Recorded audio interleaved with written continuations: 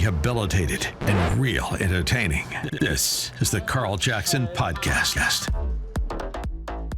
All right, welcome to today's edition of the Carl Jackson Show podcast, your daily dose of objective truth in a world of confusion and lies. I'm honored to have back with me today, and you guys will, I think, be enlightened by the conversation. We have both Bill Norton and Jeremy Nelson joining us again, and we're going to be talking about the Second Amendment. Again, go out and get their book, Behind the Bill of Rights, Behind the Bill of Rights, but we're going to have an in-depth conversation on the Second Amendment. It's fascinating to learn how much went behind the thinking and everything that played a part in shaping the Second Amendment. It's just fascinating to read about. So we'll get into that so you can learn the history behind the Second Amendment, if you will. But first, before we get there, I do want to talk to you about our sponsor, my sponsor for the show today, and that is MyPillow.com. Right now, Mike Lindell is offering a fabulous deal for those for my listeners. Exclusively, actually. So if you want to go to mypillow.com, click on the radio podcast square at the top of the page and enter my name, Carl, C-A-R-L. Or if you prefer, you can give them a call at 800-858-0263, 800-858-0263, and take advantage of his new deal. That is a queen size My Pillow. Typically sells for $69.98, but for you, it's only $19.98. Or if you want a king size, it's $29.98. So you can't beat that deal with a bat. Also, there are deep discounts on all of My Pillow products right now. If you go to the website and use the promo code Carl, mypillow.com, click on the radio podcast square, whether it's mattress toppers, bed sheets, dog beds, my slippers, you name it. Deep discounts available for you right now. Some over 60% off. All right. So all of the products come with a 10-year warranty and a 60-day money-back guarantee, and they are made in America and American manufacturing. So you guys get the benefit of a good night's rest. You get the benefit of American-made quality products and knowing and having the satisfaction that you're helping to keep American jobs in place. All right. So first, what we're going to do is just take a quick break for program messaging, and we'll be right back in just a few seconds. All right, guys. And again, please be sure to subscribe to the podcast wherever you go to get your podcast, Apple, Google, Spotify. We're on YouTube and Rumble. We're growing on YouTube and Rumble. So thank you guys for that. Subscribe, rate, and review. We would certainly appreciate that. Also, all things social media, The Carl Jackson Show. We're on Twitter. We're on Instagram. We're on Facebook. We're on Getter, True Social, wherever I am, at The Carl Jackson Show. All right. Now, without any further ado, I want to go back to my guest, and we're talking about the Second Amendment on today's edition of the Carl Jackson Show podcast. And again, I'm speaking about Bill Norton and Jeremy Nelson. They are the authors of the book Behind the Bill of Rights. Please go out and buy this book and use it as a reference book. This isn't what I like about the books.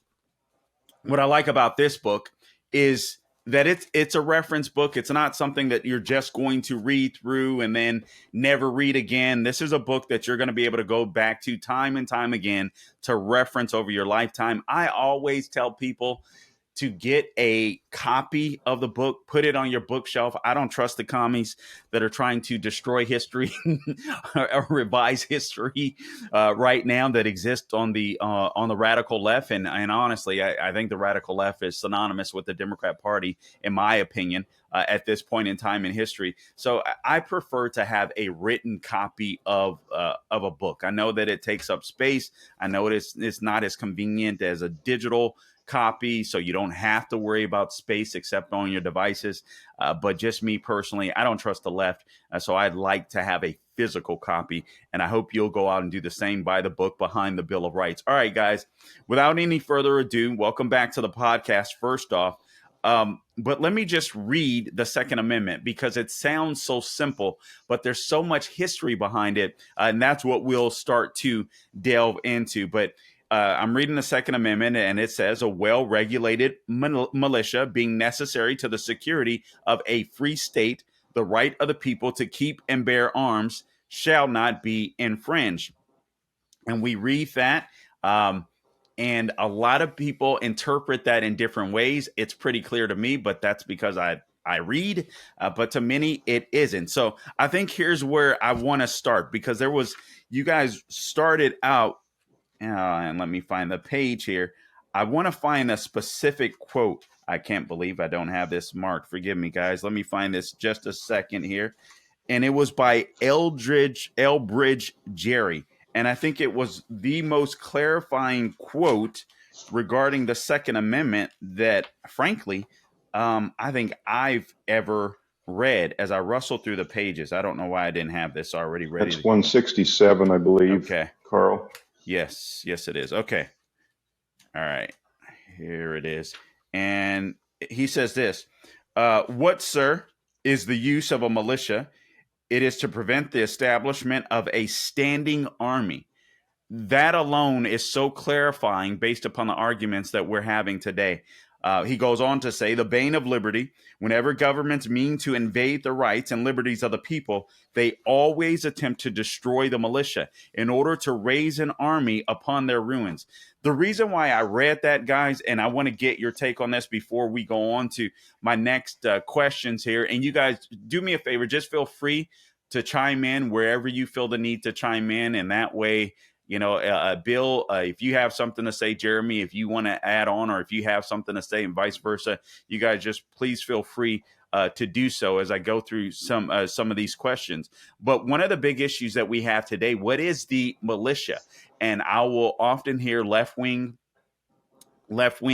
partisans or left-wing analysts even talk about the militia as if the militia is the military itself, but that's not the case. And I think that that quote with Elbridge Jerry is probably one of the most clarifying quotes that I've heard from back in the day on that specific issue, defining a militia and talking about a standing army, not getting the two conflated. Your take, either one of you.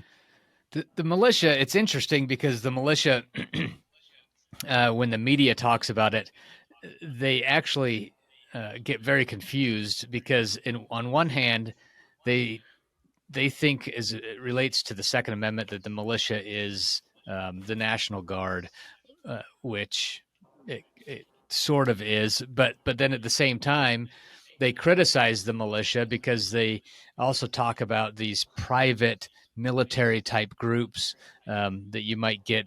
Of course, you have some famous stories in the past about some of the militiamen up in Idaho, the Freemen and things like that. And so the media also talks disparagingly against the militia in regards to these private groups. So the public gets very confused about who the militia actually is. And I like that you brought up that quote from Elbridge Jerry, because he makes it clear that the militia isn't the standing army.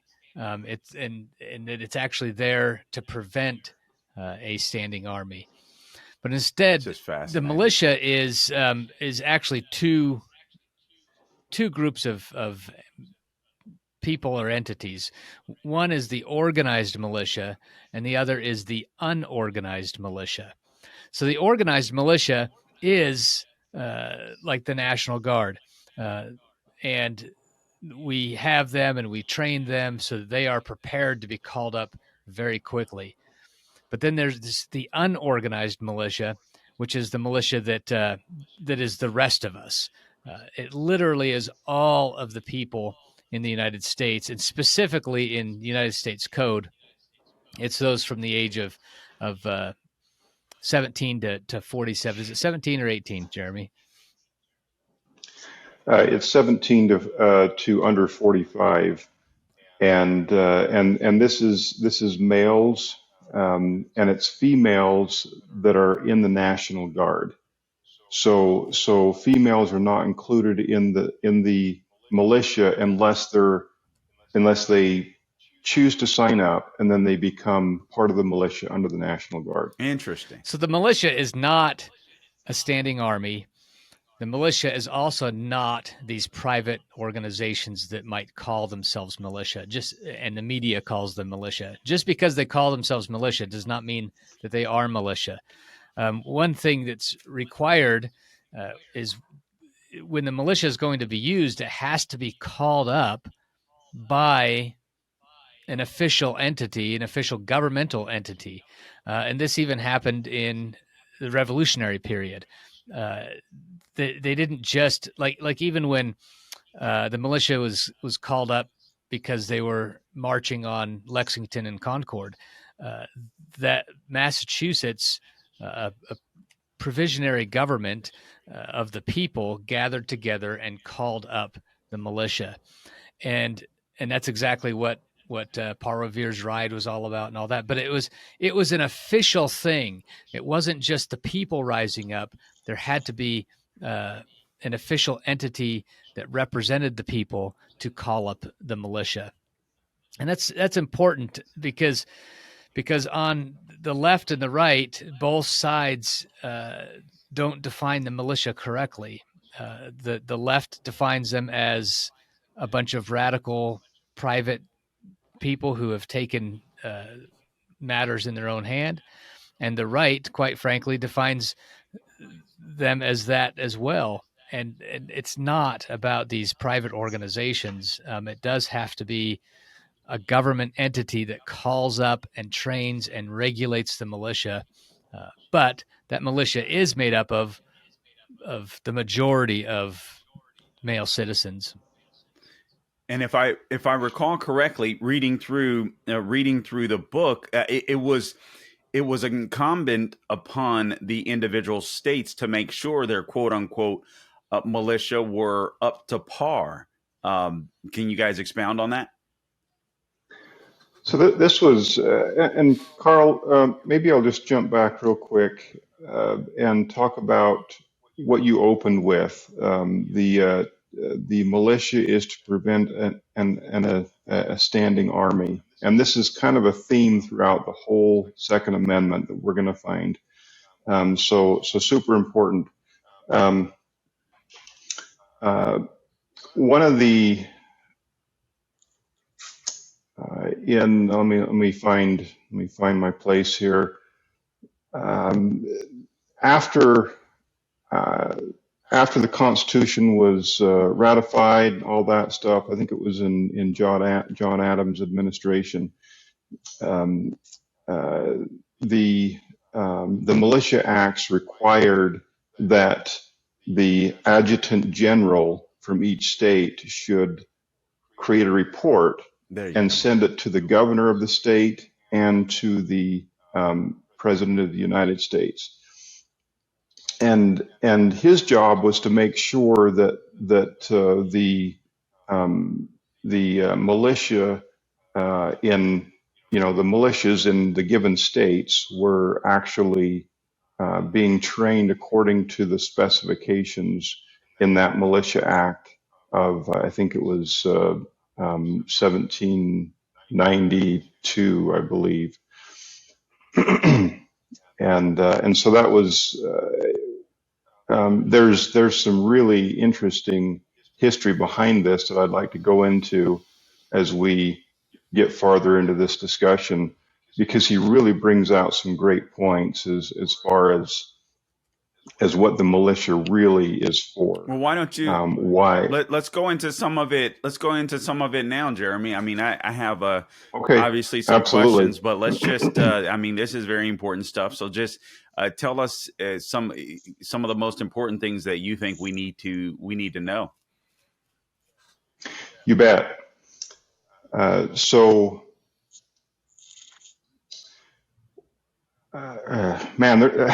there's a lot of history here. There's a lot of stuff we could cover. Okay. Let me try to highlight a few of the things that are important as we lead up to that point. Let's see. So before as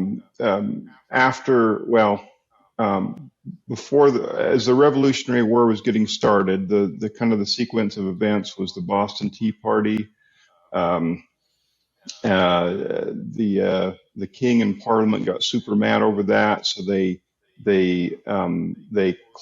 shut down the Massachusetts government, and the Massachusetts government created a provincial Congress, They called for the militia to be trained.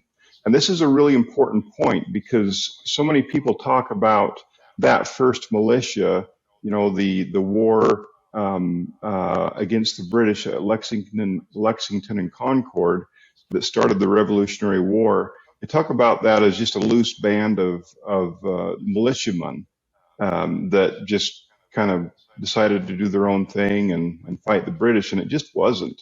It wasn't at all. Um, Massachusetts actually, I mean, they were kind of going against the grain of Britain, right? And they were at that point they were in a war against them, but the Massachusetts government actually called them up and started to train them prior to that war. Um, and let's see. Um, I mean, Let me just and then after after the Revolutionary War, George Washington writes some really interesting things about um, a what is it, a war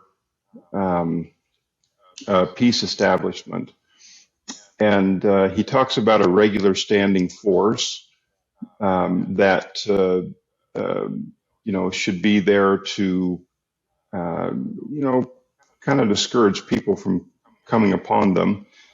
He talks about a well-organized militia and how they should be uniform through all the states. He talks about he talks about them establishing arsenals and all kinds of military stores, and also that they should establish academies that teach the art of military.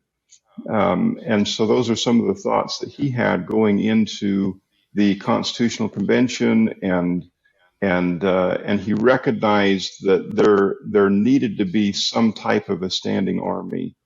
Um, and so that was interesting that he would say that, because so many of his predecessors and even himself had said, let's not have a standing army. But he recognized that, okay, we need some standing army there. And so we see that in the Constitution that was established.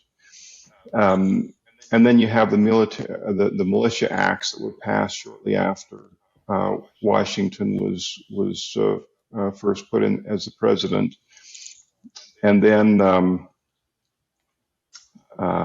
sorry about this. I'm just trying to follow my notes here and make sure I don't miss some important parts. But going back to the Adjutant General William Sumner, in his 1823 report, he notices that, and just 1823. I mean, think about that. That's not that long into the new country, and he's seeing a lot of concerns with not understanding what the militia is for.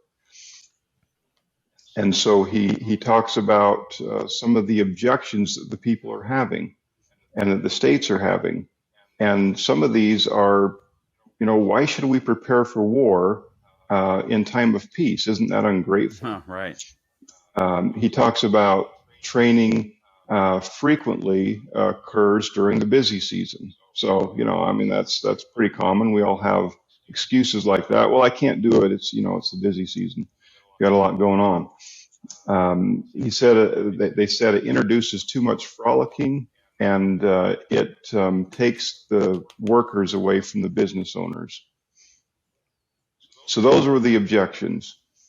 And then William Sumner starts to lay the case for why we should keep the militia, what the purposes of the militia are. And he says the militia is to save the expense of maintaining a large regular force. And that's, I mean, you think about that, and that's pretty clever, as we'll see as we go on. Yeah. But he also says that people should defend their own homes, and they should learn to depend upon their own exertions, and they should be watchful of danger. They should learn those things that are just so useful in protecting and preserving liberty. And then he says, people feel a sense of pride for their homes and their communities, and they're more likely to protect them than going out to war somewhere else.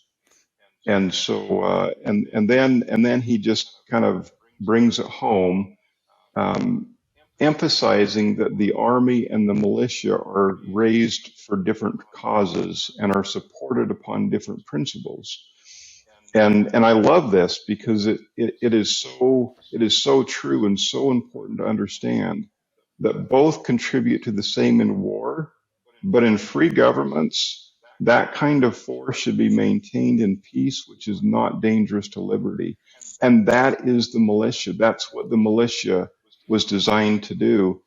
And I think it bears noting that the concept of the militia has been around for a millennia. Hmm. I mean, it's you go back into history, and in one way or another, uh, all through the English history, militia has been a thing. Now, it was officially, probably came that term probably came about around, uh, you know late 1500s, early 1600s. Um, but that concept has been around so long and has been tried and tried over and over different ways and gone back and forth between standing armies and militia. And you can see the effects of what happens when people just choose to go some other way besides, lean towards a standing army versus a militia. And the thing is that's interesting about the standing army militia, this whole discussion is, a lot of people say that we have the Second Amendment to protect ourselves from an abusive or oppressive government. And while that's true, one of the reasons, it's also to protect our government from a standing army that can actually turn on the government itself in a military coup. Yeah. So it's not just to Point. protect the individual rights of the people and collective rights of the people, but it protects our government as well from those historical coups that have happened. And it's also interesting to note how powerful the militia is. I mean, put it in perspective. Our military, our standing military in the United States is 1.4 million people. China has a military of about 2.2 million.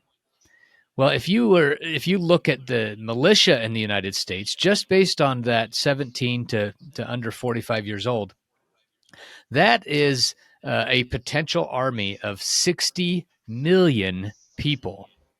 It absolutely dwarfs the largest army in the world at 2.2 million.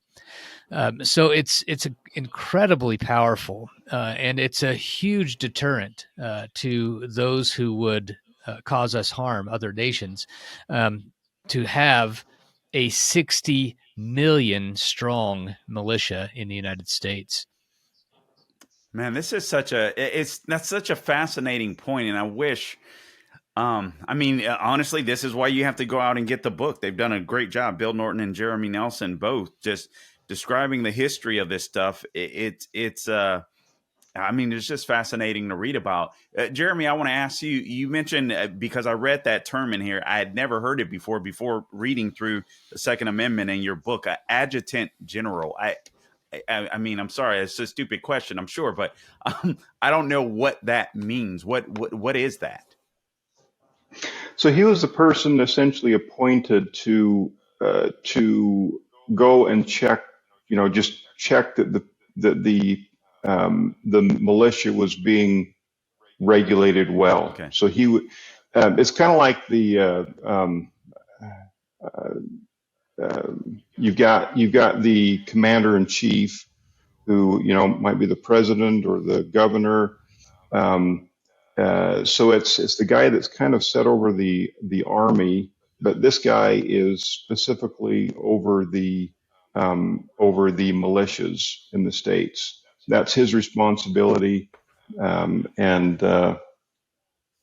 And that's what he's supposed to do, is to just go and check and make sure, okay, are they being trained like they need to be, or does there need to be some other things happen? Some, because the militia acts that were passed by Congress, by the National Congress, right after the Constitution went into effect, they gave specific requirements for militia training and what the militia needed to have in terms of arms and they had to have so much powder and so many balls and this kind of gun and just a bunch of different things.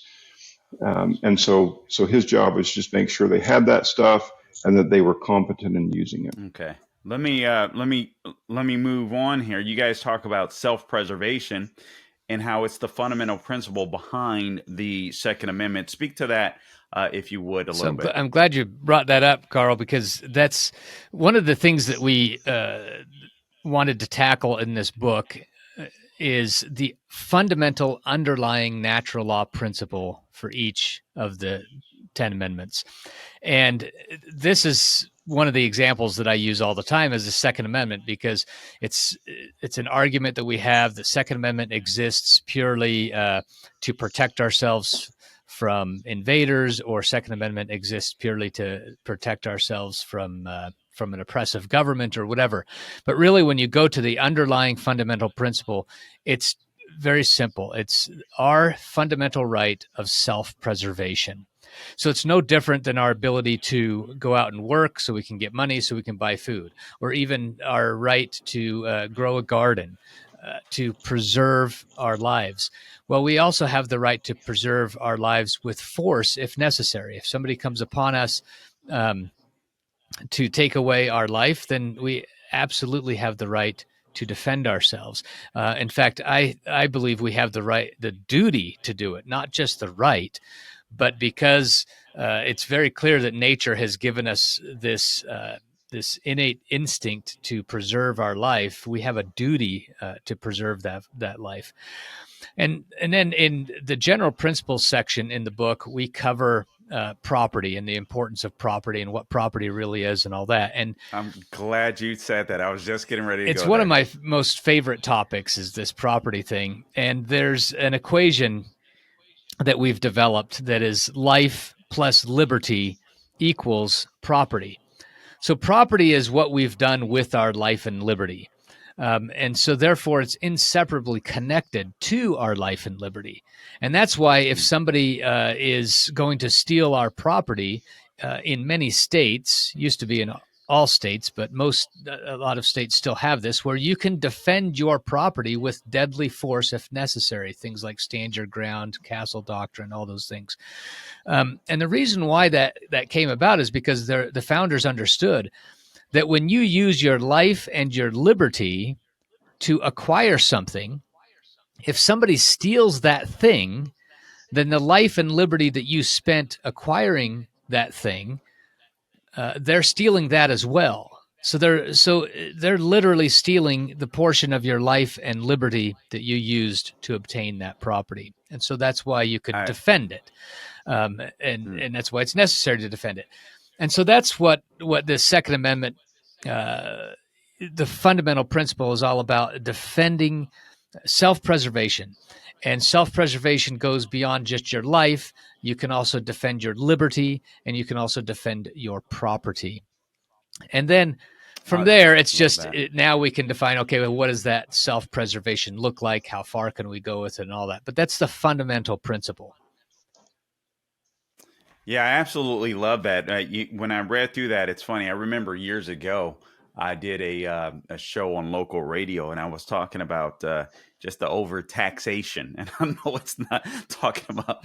I know we're not talking about the Second Amendment, but I was talking about the overtaxation of the federal government. And the analogy that I used was like, these people are literally taking taking time from your life, and then they spend your money so carelessly in Washington D.C., and like people don't make that type of connection. So it was great to see that how you guys made that connection in this book, and how, I mean, your labor, your time, your property, all of this stuff is so, as you said, it is inseparable because it represents time out of your life. I mean, that you spent laboring and investing, so on, And etc. when you So anyway, put it I'm glad. in terms of taxation, I love this. I've had the opportunity to teach about the Constitution to a few state legislatures, and in doing that, I would bring up this important point. I'd ask them, "What is a life worth?" And of course, everybody always thinks life is worth, it's it's priceless. Well, if we want to get just real practical about it, a life is worth about 1.2, 1.3 million dollars. And sometimes Hmm, people might get offended that I put a price tag on a life. But what that represents is the average amount of money that a person will make in their lifetime. They'll make hmm. about, well, with inflation now, it's probably 1.4 million or more. Um, so that's about what they'll make. And so when I'm talking to legislators, I put that into perspective and I let them know that, so for every 1.2 or 1.3 million dollars that they're spending a life. It took an Wow. entire life for that amount of money to be generated. And so they need to really pay attention to how they're spending our tax dollars, because for every $1.3 million, they're spending a life. And Oh, I like and that. when I put that in perspective for them, the look on their face is great. They turn kind of sheepish and they realize, wow, we've spent a lot of lives, and it's important for them to recognize That's that this good. money isn't just something that they should be just spending willy nilly. And so this really is what the Second Amendment is about preserving our life and liberty, and by extension, our property as well. Good stuff. Good stuff. I like that. All right. Let's, unless you want to opine on that, Jeremy, I want to move on to the right of collective preservation. The citizens of a state or country have a collective right. Expound on that. That is one of the subtopics under the Second Amendment in your book.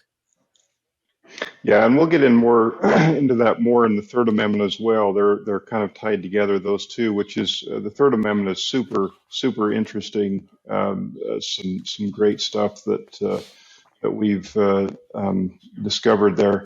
But essentially, that collective right of self-preservation.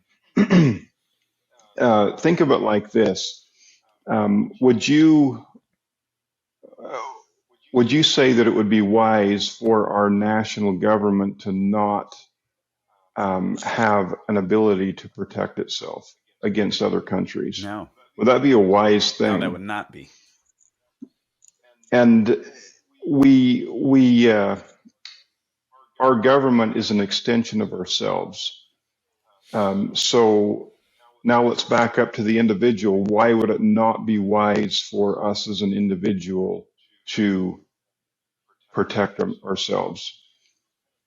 I mean, that's the reason we have society, and so we see it so clearly on a national level. Where, yeah, I mean, if there's somebody coming in and threatening our nation, our communities, our society, we're all about, yeah, let's go protect it. Um, but we're not so much that way when it comes to an individual. We think, guns are dangerous. Guns are, and our audience here. I mean, I understand that that's not the case with our audience, but you get that mentality of in a lot of the narratives in the news is that guns are bad. It's wrong to protect yourselves, and the Second Amendment isn't even really about guns per se. It's just about being able to, preserve your lives. So the collective right we have as a whole community is our right as an individual. because we have that right, we have to defend ourselves individually. We absolutely have that right to do it on a national level, on a community level. That's the purpose of government, is to protect our individual liberties. And just like the property thing, life plus liberty equals property. When we gather together as a society to create a civil government, that is our property. That's an extension of what we've done with our life and liberty, but we've done it collectively. We've all gathered together and we've collectively put our life and liberty together. And created this government to protect our life and liberty. And so we absolutely have the right collectively to preserve that society. And I like that, Jeremy, how you're talking about how most people think it's real obvious. If a country's getting invaded, then you get to defend yourself. Collectively, that's very clear. And so now, but the whole reason why we've got together collectively is so that we can preserve our lives individually. But that's why we have this collective right to self-preservation, is because, again, our government is an extension of ourselves as individuals. I want you guys to opine on this line of the Second Amendment being necessary to the security of a free state, because I think those that are conservative, those that are support the Second Amendment, we understand that, but some people might think, okay, that are we just talking about geography here? Are we just talking about Florida versus Tennessee or New York or so on, etc. Expound on that particular line of the Second Amendment, if you would. Well, maybe I could just restate that whole Second Amendment, Okay. and just see if we can make it a little more clear. So if you were to say, because a well-regulated militia is necessary to the security of a free state, the rights of the people to keep and bear arms shall not be infringed. So the reason why we have because we want our states to remain free, the right of the people to keep and bear arms should not be infringed.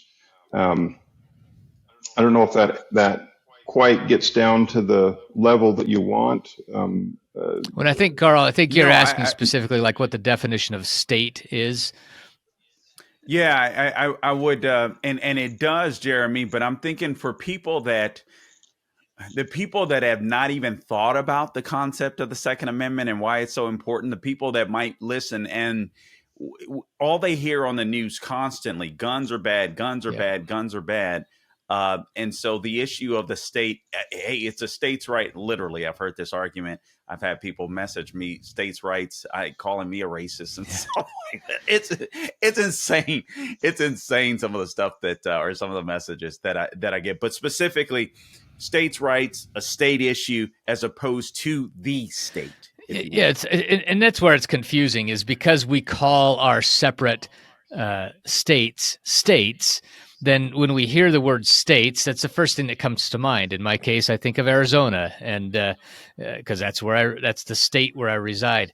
But in this case, they're not talking about the geographical boundary that we call states. In this case, they're talking about a commonwealth or a collective of people that they've organized and created a government entity that surrounds those people. That's what a state is. So if somebody is a head of state, they're the head of a government entity. And when I'm saying government entity, again, I'm not talking about just a bunch of bureaucrats in Washington or in your state capitals. I'm talking about a commonwealth, the collective of the people when they gather together and say, here's who we are. In Arizona, we basically say, here's who we are. Here's our boundaries. Here's what we believe in. These are the fundamental concepts that we're going to write our laws based on, and then we write those laws. Well, that whole thing is called a state. And so the Second Amendment is protecting just that. It's protecting our right to govern ourselves, our right to establish a state.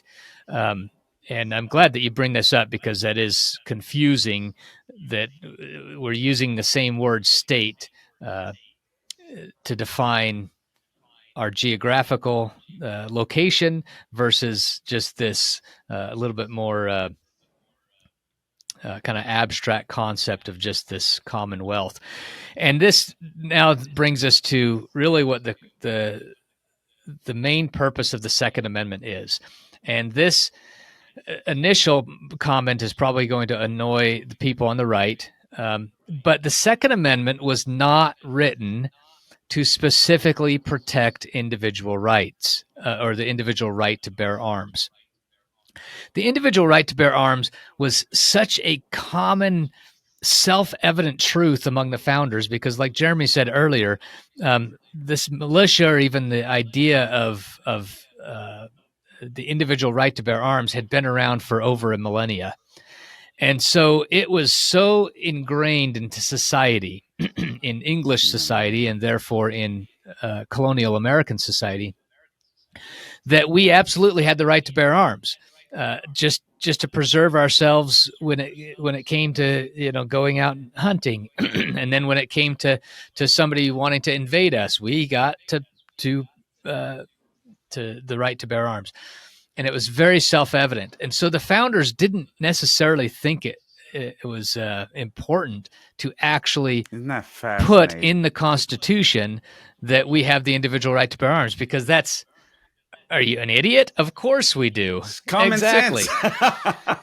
And so, but thank goodness they put this thing in here about the militia. And the reason why they did is because when the states first saw the Constitution and they're like, wait a minute, the militia in the Constitution is being regulated by the federal government and it's being paid for and making sure that they're trained and all that. And they were a little nervous about that. And so they're like, okay, this is fine. We're okay with this, but let's make it really clear that in order for the militia to stay in existence, which it has to stay in existence in order to preserve a free state of our country, then we have to make sure that the right of the people to bear arms is never infringed. And so thank goodness that this happened, because this little thing that they thought was so self-evident they didn't really need in the Constitution, they put in there to preserve the militia. And so the Second Amendment absolutely does secure our natural right to bear arms, but it was not written for that purpose. It was written for the purpose of preserving the militia, and the way that you preserve the militia is by preserving the individual right to bear arms. That is amazing, and thank God they did include that in the Second Amendment. And by the way, I'm actually, you guys have touched on it, so I don't need to ask the next question because you actually already answered it. But again, I'm speaking to the authors of Behind the Bill of Rights, Bill Norton and Jeremy Nelson. Go out and make sure you get this book, because what they do provide in this book as well is a brief history of the right to bear arms in historical context, which is really good. I'm glad you guys put that part.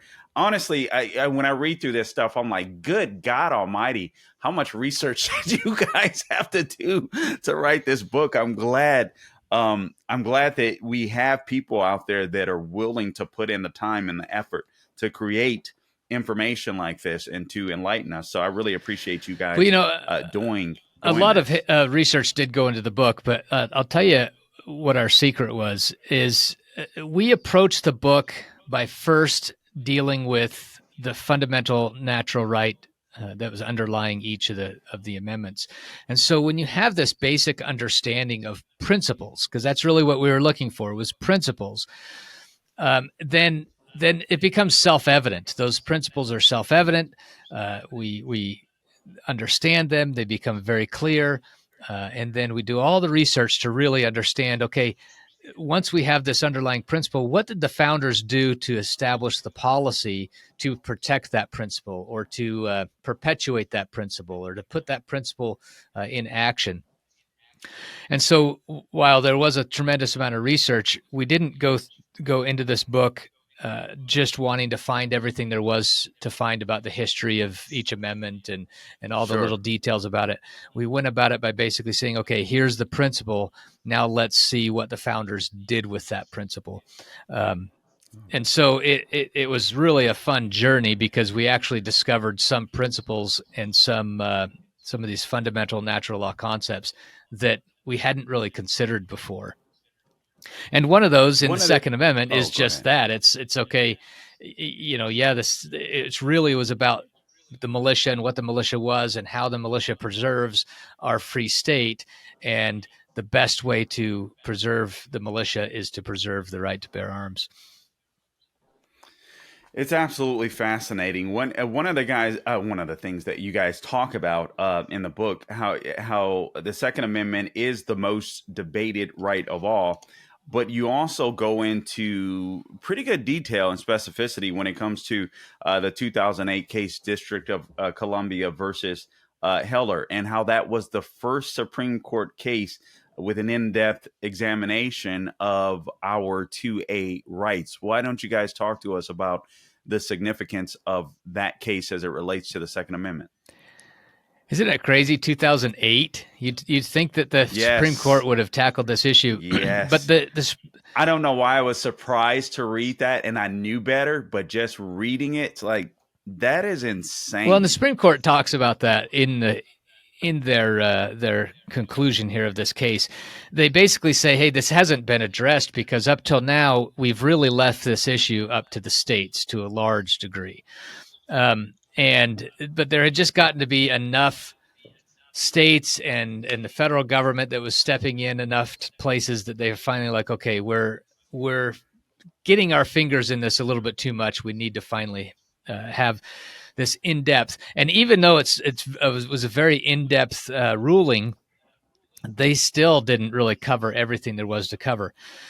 But initially, at the time, I remember when the Heller case was being heard, and I remember disagreeing with the Supreme Court taking this issue up because, and this is why the Supreme Court explains why they have never really done an in-depth look at this, is because the Bill of Rights has always been considered a prohibition against the federal government, and that it's really a state's issue, most of the items in the Bill of Rights, and that the states really need to govern and police themselves when it comes to things like the First Amendment, because the First Amendment is very clear: Congress shall make no law. So initially, I kind of disagreed with the Supreme Court taking this up because I'm like, the Second Amendment has got to be left up to the states. The right to bear arms shall not be infringed is a prohibition on the federal government. Well, over time, my opinion has changed on that, and partially because of even writing this book, is because it doesn't specify that Congress shall not infringe upon the right to bear arms. It's this basic, very general statement that the founders are saying: because we need to preserve a militia, the right to bear arms shall not be infringed, period. Nobody shall infringe upon this. No government entity, your neighbor can't, your state can't, your local governments, all these. And so I do think that it is an issue that the Supreme Court can and should take up because it's of natural importance that we preserve the militia. And so it's of national importance that we preserve the right to bear arms. Now, what I love about the Heller case is the Supreme Court finally did just say, okay, we're gonna dive into this thing, and we're gonna see what this Second Amendment is really all about. And so that's why we go into detail about the case in the book, is because the Supreme Court did a supreme job at going through the history of the Second Amendment and really picking apart each word and each clause and making sure that it's all understood very well. And what they basically said is what we've already said here this morning: is if you have the first portion of the amendment talks about militia, and that first portion needs to be preserved. Here's how the founders said we're going to preserve it. And then the Supreme Court tackles the second part first and saying, okay, do we actually have the individual right to bear arms? And they talk about the history of it. They talk about why that's important. And they talk about all of the case law and all the states and all the words of the founders, and how, yes, it's very, very clear that we have an individual right to bear arms. And just because we connect a militia to it doesn't take away our right. Like, for example, if we want to secure a loaf of bread, then, and we want to make that statement, in order to secure a loaf of bread, the right to drive to the store shall not be infringed. Right. Now, Right. the left will say, okay, well, if we're not preserving the militia, then you don't have the individual right to bear arms. You only have the right to bear arms if you're preserving the militia. Well, that's like saying you only have the right to drive to the store if you're going to preserve a loaf of bread. No, even if we're going for milk, we still have the right to drive to the store, whether we're preserving that loaf of bread or not. All we're saying is that in order to secure the loaf of bread, then we do need to be able to have that right to drive to the store. And that's what the founders, or what the Supreme Court in Heller says in that 2008 case, is they basically said, we have to maintain this right, but whether you're using the militia or not, you still have the right. Taking away the militia didn't take away that right. And that's a really important point that the Supreme Court made there. And while I disagree with quite a number of rulings from the Supreme Court, this is a ruling that, man, they just nailed. And they didn't just nail it by saying, "Oh, here's our opinion, here's our political persuasion," or anything. They did a great job at laying out the case historically, by precedents, by principle. They just laid it all out and did a wonderful job.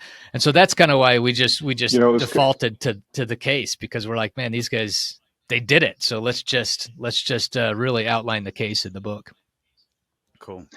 In fact, we had done a bunch of research. Remember, Bill, we had put together a bunch of research on this and pulled out some quotes and different things from some of the states that they had, amendments they had submitted for the Bill of Rights and whatever. So we had done a whole bunch of research, and when we got that done, Bill had come across this court case, and we're like, man, that's our research right there. That's what we've done already. Wow. So we just kind of added that section in there, and I'm glad you did. Just deferred to the court in explaining some of those things, because they did such a good job in doing what we were trying to do anyways. So it was fantastic. Yeah, it's pretty cool. I'll be honest with you. I was actually surprised to see it in the book, but I'm glad it was included in the book. And I shouldn't say I was surprised to see it. I was surprised to see you guys cover it so in depth in the book as well. But I think it was an excellent thing. Like, literally, I scanned through the book and I'm like, wow, it's a lot of writing on the Second Amendment, right? but also on the case specifically, and on DC versus Heller.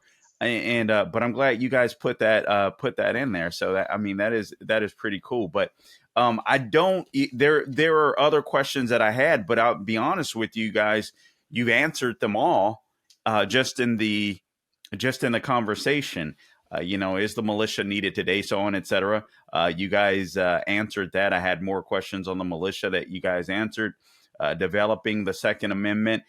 Why don't you guys talk to us about that briefly, and then just any closing takes that you might have on this Second Amendment. And again, I'll read it for those of you that are in the listening audience. And again, we're speaking to our authors, Bill Norton and Jeremy Nelson, behind the Bill of Rights. And again, I urge you to go out and get this book. And even if it's something you don't read through right away, honestly, the way that I read a book like this is I want to go back. I want to know the history. I do want to know, just as they say in the title, I want to know what's behind the Bill of Rights, right? The Bill of Rights, negative liberties, what the federal government cannot do to you. And so I'll use that or a book like this as a reference book. And then I'll go on radio and try to sound really smart as if I develop these arguments myself. So thank you guys for that. I appreciate you guys making me look much smarter than I actually am. But this is why you should have these books, a book like this in particular, because the Bill of Rights are under such attack in the United States. And honestly, guys, I've been on radio for 10, 11 years now. And I remember getting onto radio and just being so hyped about the encroaching big government and the federal government. And honestly, as much as I've spoken about it, I feel like I maybe put my head down to study and things have gotten way worse. Like I as much as I talked about big government and the scare of big government, I sometimes I sit in disbelief of where we are today. And honestly, it's books like this, and I'm just being blunt, that give me hope, because I'm like, oh yeah, let's go back to the basics. The left are trying to tear this stuff down. Let's go back to the basics. Let's remember why the founders created this country, regardless of what the left says about it, history, so on, etc. The way that they try to frame it. What were the founders attempting to do? What did they accomplish? Why did this become the greatest country in the United States of America? And it's a book like this, when all the chaos is going on around you, that's going to help you say, oh yeah, this is what we're fighting for. So this is why I appreciate you guys writing this book, frankly, and books like this, because they're invaluable. So keep them as research books, keep them as reference books, and just honestly buy them for your college aged kids that are literally getting dumber and dumber every generation. And that's exactly why we wrote the book. Is it's about the preservation of liberty. There's a bunch of books out there about the Bill of Rights and a bunch of books out there about the Constitution, but very few of them actually go into the fundamental foundational principles. They just talk either about the history or about the case laws and how we've interpreted it. And the reason why we felt like this was important is because as we are seeing our society slip further and further away from these concepts, it's really important that we establish not just that we have, for example, the right to bear arms, but we have a fundamental right of self-preservation. And it's important that we remember the foundation if we are to preserve our society. If we forget the reason why the Second Amendment exists, or the First Amendment, or whatever, if we forget the foundational reason, then it's very easy for somebody to stand up and say it's not necessary today. We're too civilized, or look at all the problems. I mean, look at what's happening with free speech right now. It's like, well, look at all the problems with misinformation, and if it's so damaging and it's killing people and all these things and all this rhetoric. We could be convinced by it. Well, yeah, maybe we should restrict free speech. But if we don't have an understanding of the foundation or the historical background, then we could be deceived into legislating these rights away. Whereas we might, if we understand the foundation and understand the history, then we can say, no. We understand that there's some problems and some struggles with freedom. We understand that free speech can have some issues, but we know historically when you take it away, when you take away the right to bear arms, it has a lot more devastating effects than the problems that we see arise by having those freedoms. So it's so important that we go back to the foundation. And that's what this book's all about. And I love how you talk about it being a reference book, because it's designed for that, but it's also designed so that we can. So it's interesting if you do read it cover to cover, because there are other Bill of Rights books out there that would be really hard to read cover to cover because they're purely reference books. And we've kind of tried to balance this to where you pick it up, I think you guys did read a it good cover to job. cover, have a great time with it, put it back on your shelf, and use it as a reference, after that. Good stuff. Good stuff. All right, guys, I'm going to close up shop here. But again, I just want to remind you to go out and get the book Behind the Bill of Rights. And today we've discussed the Second Amendment. And it's been a fascinating conversation. It's a fascinating read to go through the Second Amendment and what was behind it. And these guys do a fabulous job of it. Bill Norton and Jeremy Nelson. I thank you guys again. Behind the Bill of Rights, make sure you go out and get the book, and we will have them back. Obviously, we're going to go through the entire Bill of Rights. So we're just through number 2. So guys, please again, subscribe to the podcast wherever you go to get your podcast. We're on Apple, Google, Spotify, YouTube, and Rumble. Please subscribe there. We would certainly appreciate it. Give us 5 rate. If you rate and review us, that'll help us to move up the charts. And also on all things social media at the Carl Jackson Show is where I can be found. Do you guys want to let people know where they can find you if they want to look at your work individually here, guys? So the book is available many places online. If you want to see what else we have available that we've published over the years, you can go to nccs.net. It's like Charlie. It's like